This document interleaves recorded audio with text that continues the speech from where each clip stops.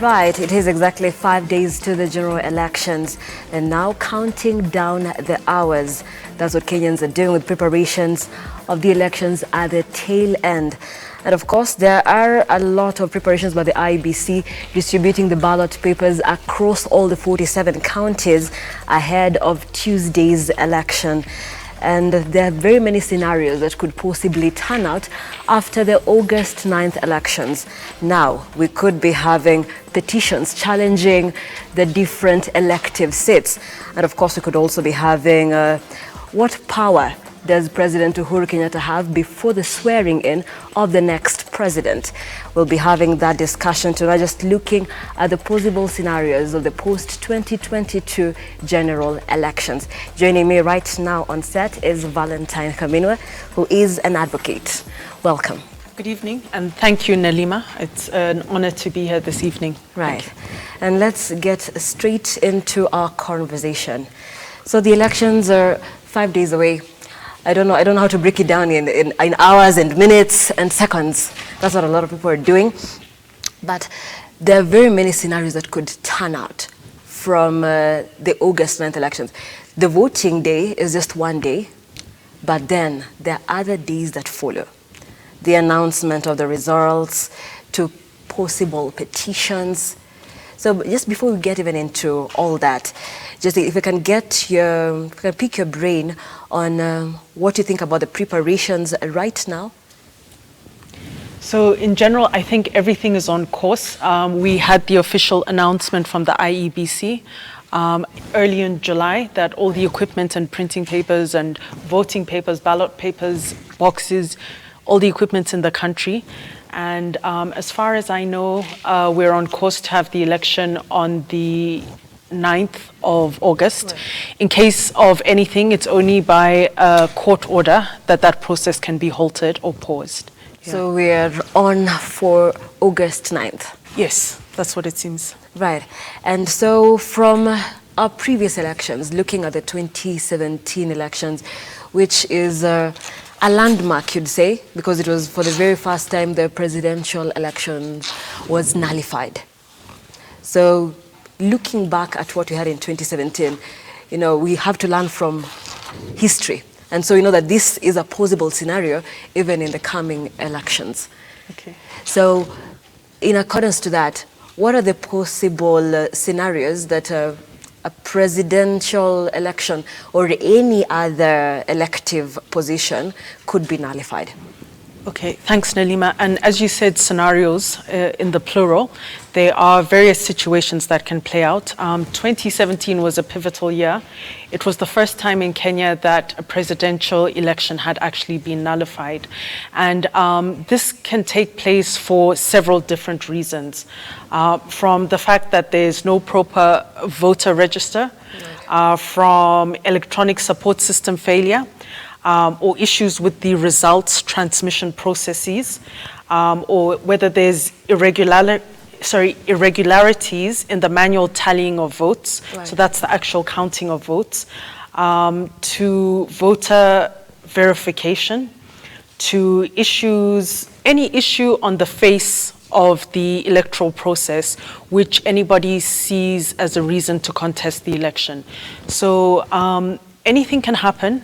It's difficult to say how things will be, but everything seems on course for a free, fair election. And definitely it should be also a safe and peaceful process as required by the Constitution. And given the 2017 elections, the nullification of the presidential elections, there were critics who argued that it was just based on technicalities and no substantial evidence per se to warrant the nullification. What do you have to say about that in the legal terms? The legal terms of it, okay. Mm-hmm. In all honesty, I actually haven't read all the electoral documents of the 2017 presidential petition. Right. There were various grounds in which the petition was being challenged, so I can't substantively delve into it, but I do understand that there were procedural as well as substantive issues that led to the nullification.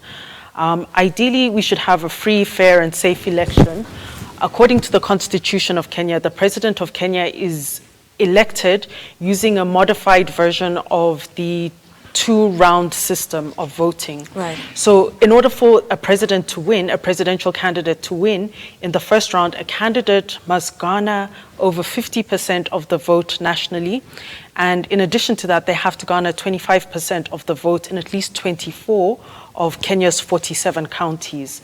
So where this threshold is not met or is challenged, or there's any other reason, as you mentioned, in the procedure or the administrative irregularity or something wrong with the process, this goes straight to the Supreme Court of Kenya. And depending on how the balance of the probabilities and the evidence at stake, the process may or may not be nullified.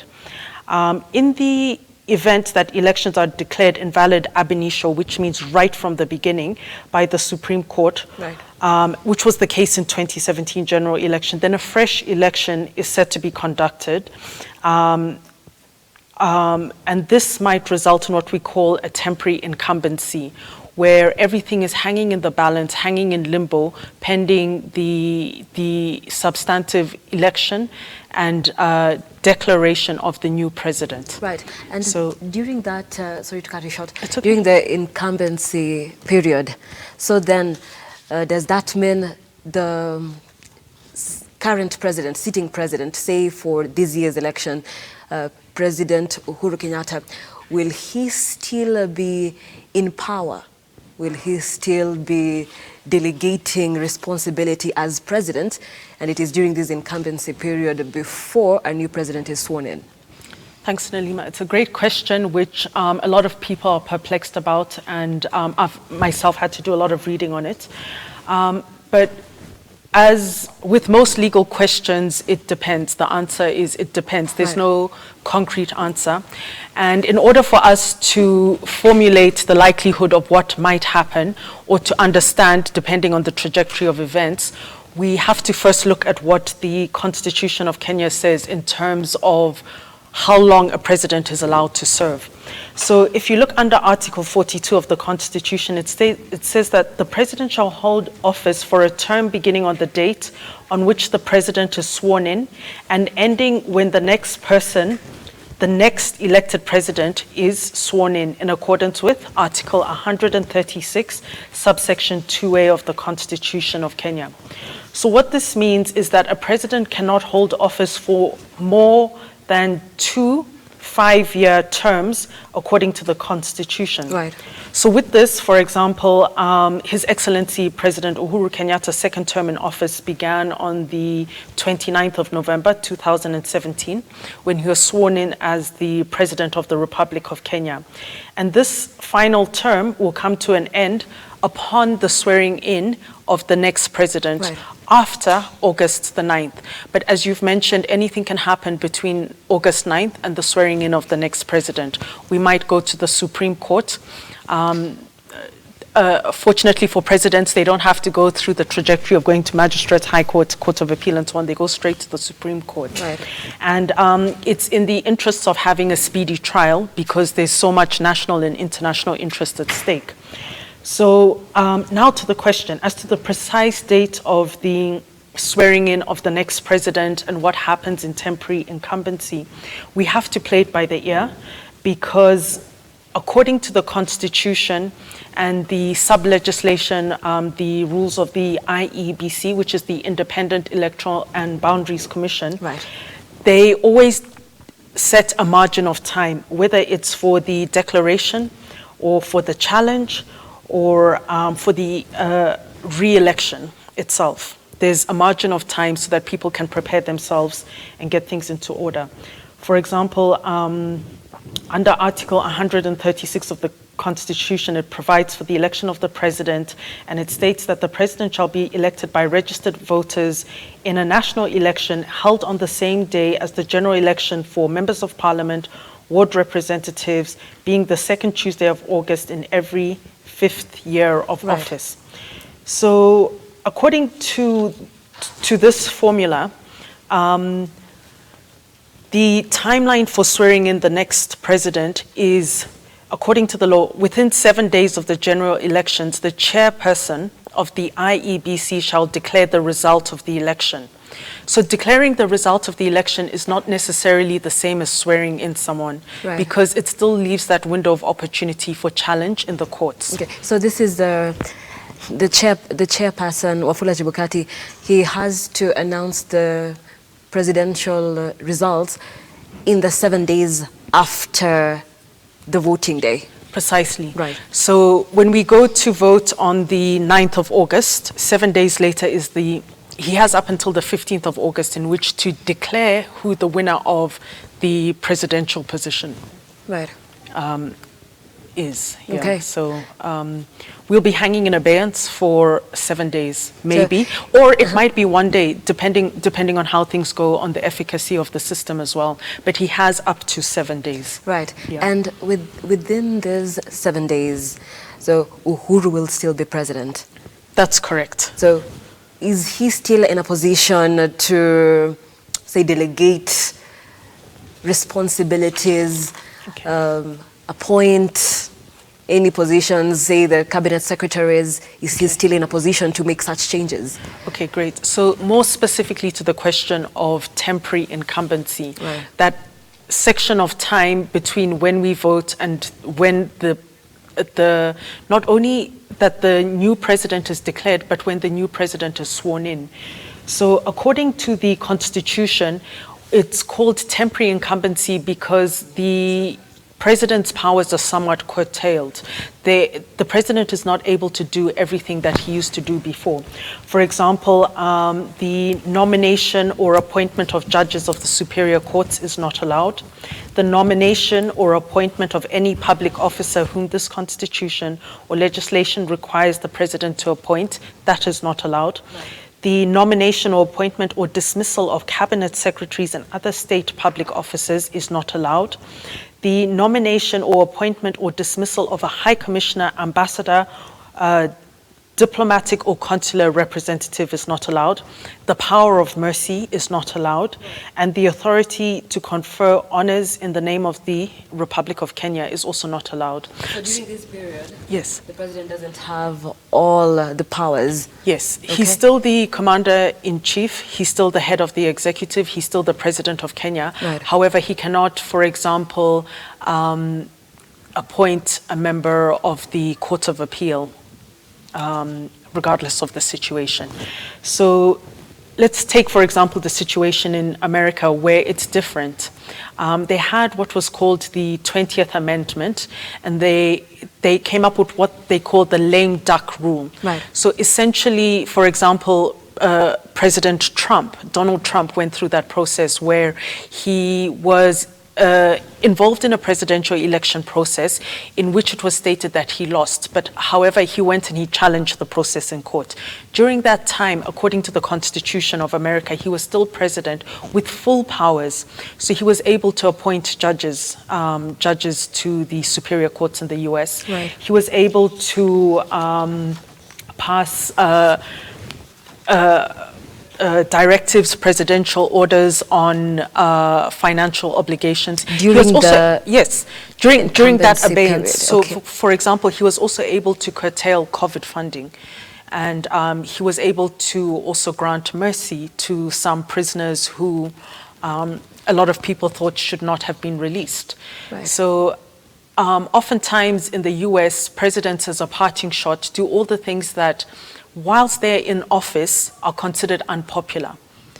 So the drafters of the Constitution of Kenya can be credited or discredited for taking such situations into consideration, because now we will have the executive in place. The cabinet secretaries will still be in place as before.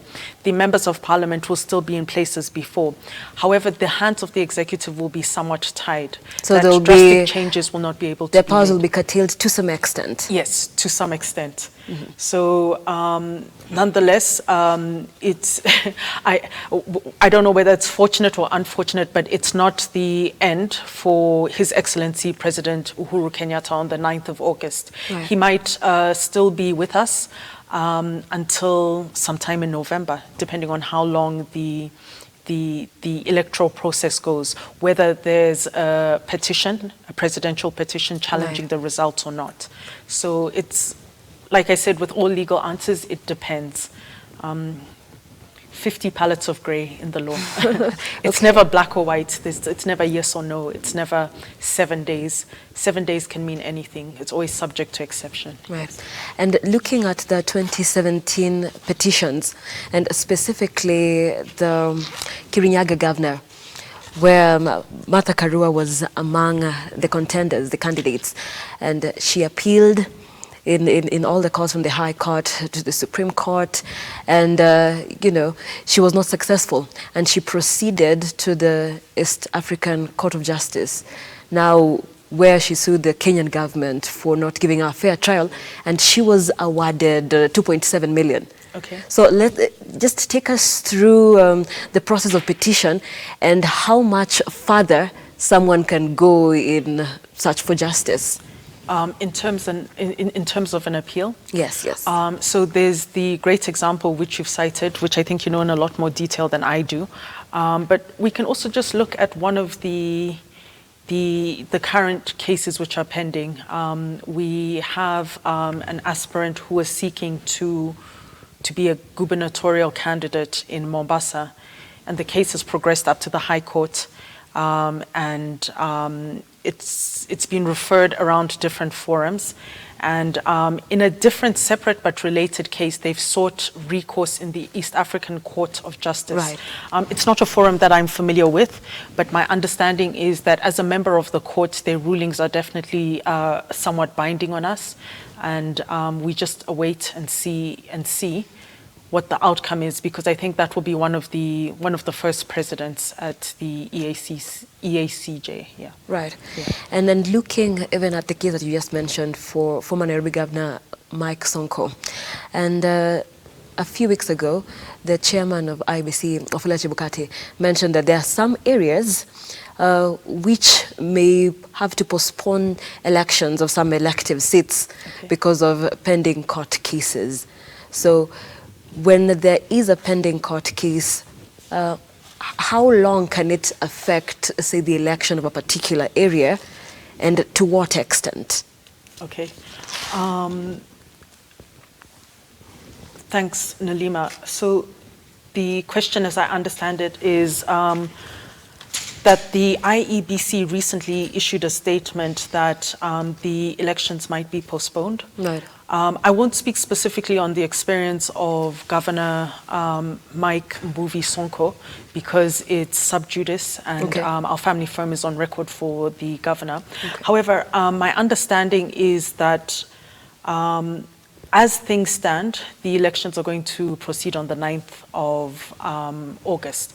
If at all things are to change, I'm sure there'll be a Gazette notice, and we'll all be formally informed of it. I think the pronouncements that you're referring to were made in social media or a different forum, but I haven't seen a formal Gazette notice issued to that effect. Okay. He said they may have to postpone, so it's not official, but he said. Wafula Chebukati said they might have to postpone election in some areas because of pending court cases. Sure. Anything is possible, as we mentioned earlier. It's never cut and dry with the law. Anything can happen, and they do have that mandate. However, it's only subject to postponement can only happen with the effect of a court order. Right. So, for example, as a member of the executive or any other authority in the country does not have that power to postpone an election, not even the IEBC, of its own volition. It has to be under the auspices of a court order. So anything can happen, and we just wait to see what happens. Yeah. Okay. And given the 2017 repeat elections that happened within the 60-day period that the Constitution provides. So looking at the 2022 general elections, there's a possibility of the same. And so within this 60-day period, could there be a scenario where a court case goes longer than the 60 period slated in the Constitution? Okay, so thanks, Nalima. So I'll just give a brief outline of the legal requirements of how it works. Right. So a short summary. Within 14 days after the declaration of the result of the presidential election, or within 7 days of a Supreme Court decision declaring an election valid, what happens is an ad hoc committee set up, the Assumption of Office President Committee.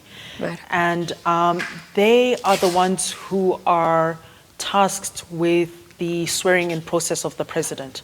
This can take up to 60 days for determination of a court case. I don't think it should, or it could, or it would take longer than 60 days. Right. That's the limit prescribed by the Constitution, and that's the threshold that we met in 2017. Okay. The reason why, I'm sure you're aware, litigation can take years, Right. depending on the nature of the dispute. And it's difficult to say how long a case should pend in court, because everybody should have the access to justice and a speedy trial. However, at the same time, the rate at which justice is being delivered should not compromise the quality of the justice. So again, it depends. It depends. So, given the urgency of the time period that is given for the elections, okay, so then can the court now fasten the process in order to meet the deadlines as given by the Constitution? Sure. Most election petitions are heard under certificate of urgency, right, which is an expedited way of disposing of court cases. The majority of superior courts right now are on what we call recess, August recess or vacation, so they have that space and bandwidth. I remember in 2017 when I was just new to my home country, during the election process, courts were even sitting in the evenings. I remember being at Milimani up until midnight, right, over an electoral dispute. So I think the legal system is deploying all the resources it has available to make sure that these petitions will be heard on a priority basis. Because unlike the generic commercial or civil dispute, in an election, the interest is bigger than between the parties at stake. Right. There's the general public interest, and then there's international issues at stake, and it has a ripple effect on everything, on every sector of life and government. Yeah. Right. So. And even as we close, because I understand we are running out of time, okay, let's just talk about the very famous Forms 34A and 34B and there's 34C. Because last week we asked Kenyans their understanding of the same, because 2017, that was the order of the day. Okay. So maybe if you can just shed some light, okay, and then in common language that people could understand. Yes. Okay. So the forms 34A, 34B, 34C, I will confess that I only have a general overview of what these forms are about, right, and what they entail. But my understanding is that there are 3 different forms which are to be filled out during the voting process, and these are the result forms, a compilation of results from each voting center, from each polling center, and the various different forms verify each other. So all the forms should be in consonance with each other, essentially. The information on one form should essentially be in consonance with the information on B and C. So right, that's the extent of the information that I have on the forms, yeah. Okay. You may know more. And of course now we have to end, okay, but just getting to pick your final thoughts on it's 5 days to election. What is the message that should be out there? What should Kenyans be thinking about right now? Okay. Well, for me, I think we have come a long way as a country, if I may say so. Just my humble contribution. We have a great constitution and it sets out the law. And I just hope that we've learned from our lessons and mistakes from the past in terms of the electoral processes, that the elections are best served when they are free, fair, and peaceful. Right. And that's my hope. That's my hope, that the election process is free, fair, and peaceful. And Yeah, that everybody will brave the cold on the 9th of August and stand out and vote. It is a very It's cold important. period. Yeah. Yeah. It's too bad we can't vote online the way Right. we do court and many other things, but it's important as much as possible for us to get out and vote. Yes. Thank you. Thank you so much. Thank you, Nalima. Right, for the and opportunity. that is Valentine Kaminwa, an advocate of the High Court. And of course, tonight we have been taking a look at the post-2022 possible scenarios of the elections, and that was the insight, just looking at the different situations from the petitions in court to what extent of power President Uhuru Kenyatta could have just before the next president is sworn in. I am Nancy Lima, and our sign language interpreter has been Josephine Oko. We appreciate you for watching. Thank you, and have yourselves a pleasant evening. Good night.